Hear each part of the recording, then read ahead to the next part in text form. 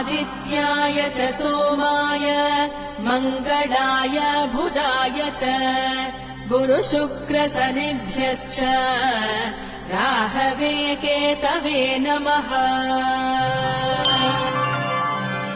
आदित्याय च सोमाय मङ्गलाय बुधाय च गुरुशुक्रशनिभ्यश्च राहवे केतवे नमः। आदित्याय च सोमाय मङ्गलाय बुधाय च गुरुशुक्रशनिभ्यश्च राहवे केतवे नमः।